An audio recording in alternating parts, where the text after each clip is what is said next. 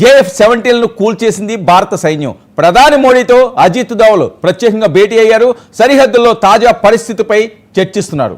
ఇక త్రివిధ దళాల అధిపతులతో రాజ్నాథ్ సింగ్ కూడా ప్రత్యేక భేటీ అయ్యారు.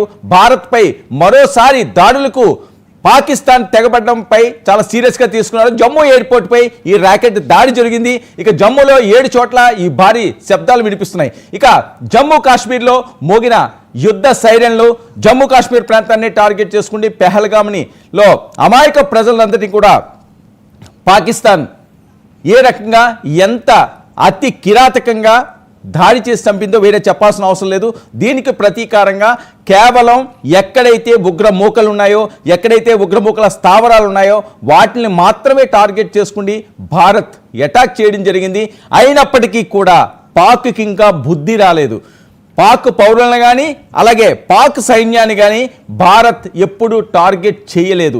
ఇప్పటికీ కూడా కవ్వింపు చర్యలు పాకిస్తాన్ చేస్తూనే ఉంది. ఈరోజు సాయంత్రం కూడా 16 మందిని అన్యాయంగా ఈ రకంగా కాల్పులకు పాల్పడి వాళ్ళ మరణానికి కారణమైంది. అయినప్పటికీ కూడా భారత్ సంయమనంతో మారుతుందేమో అని ఎదురు చూశారు. చాలా కాలం నుంచి ఇది జరుగుతుంది, కానీ ఇక ఉపేక్షించే పరిస్థితే లేదు. ఇక ప్రపంచ పటంలో పాకిస్తాన్ అంతు చూడాలని భారత్ నిర్ణయం తీసుకున్నట్లుగా స్పష్టంగా అవుతుంది. ఇక ఇక ఇక భారత్పై మరోసారి దాడులకు తెగబడ్డం. మనతో పాటుగా సిబ్లీ గారు ఉన్నారు. సిబ్లీ గారు చెప్పండి, ఏంటి దుస్సాహసం? చాలా గౌరవంగా పద్ధతిగా ఎక్కడైతే ఉగ్రమూకలు ఉన్నాయో, ఎక్కడైతే ఉగ్రమూక స్థావరాలు ఉన్నాయో వాటిని మాత్రమే మేము టార్గెట్ చేసామని సాక్షాత్తు ప్రధాని చెప్పారు. అయినప్పటికీ కూడా వీళ్ళలో మార్పు రాలేదు. మళ్ళీ జమ్మూ కాశ్మీర్ మీద విషం కక్కపోతున్నారు. అమాయక ప్రజల్ని చంపడానికి ప్రయత్నాలు చేస్తున్నారు. ఎలా చూడాలి, ఎలా బుద్ధి చెప్పాలి?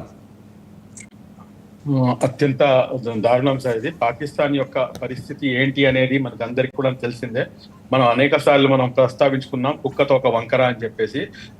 ఏదైతే సోఫియా ఖురేషీ గారు ఈ రోజు పెట్టినటువంటి ప్రెస్ మీట్ లో చాలా స్పష్టంగా నిన్న కూడాను ఇదే మాటను యూజ్ చేశారు, ఇవాళ కూడాను అదే మాట. వాళ్ళ యొక్క మాటలు చాలా స్పష్టంగా, చాలా ఆచి తూచి ప్రతి ఒక్క మాటని కూడాను తూకం వేసి వారు మాట్లాడటం జరిగింది అన్న సంగతి మనం గమనించాలి ఇక్కడ.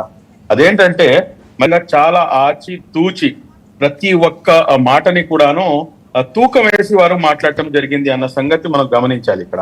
అదేంటంటే మరీ ముఖ్యంగా మెజర్డ్ రెస్పాన్సిబుల్ మెజర్డ్ అంటే ప్రతి దాన్ని కూడాను మెజర్ చేసి రెస్పాన్సిబుల్ గా మేము నాన్ ఎక్సిలేటరీ అంటే మేము ఎక్కడ కూడాను ఇది చేయట్లేదు, మేము